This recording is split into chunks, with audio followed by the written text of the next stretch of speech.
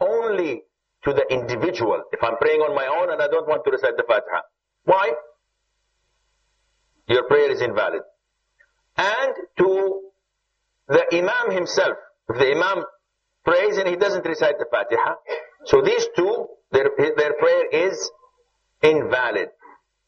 The third one you can add is the ma'moom, the follower, who does not recite the Fatiha in the silent prayer. Because he did not rehear it from the Imam. So, he does not recite it, his prayer is invalid. But the ma'moom who's praying behind the Imam in a loud prayer, jahriya, then he does not have to read it. Wallahu a'lam. Find the question and answer session, and inshallah after recap we'll be continuing the session, inshallah. Okay, we start inshallah.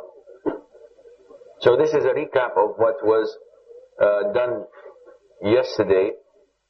We had an introduction of ulum al-Quran and of wahi, the definition, the benefits, the types of wahi, the summary of it.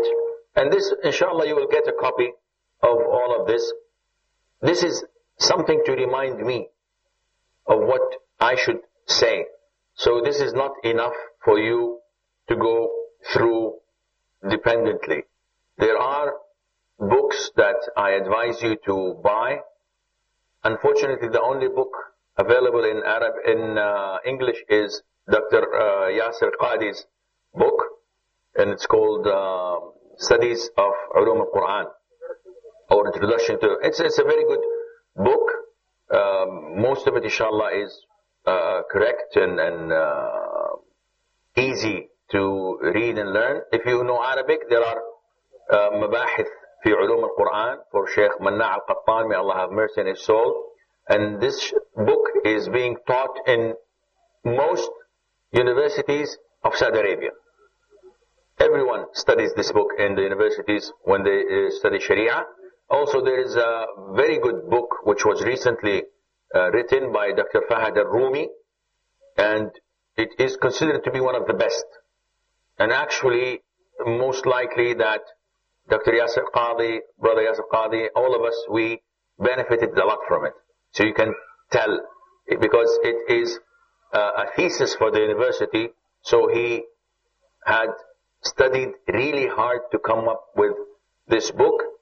I don't believe it's translated, and I don't believe it's possible to translate it, because this science is built on Arabic, so it's very difficult. And I had a very difficult time going through the material, just trying to transform it into something acceptable in English.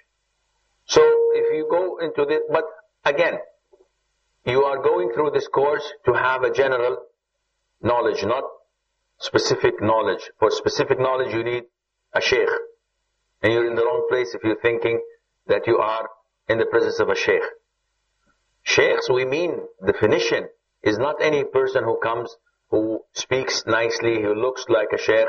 No, there is a criteria for shuyukh, but we, because of our limitation in Arabic, we, try the best we can get, and this is unfortunately the best we have.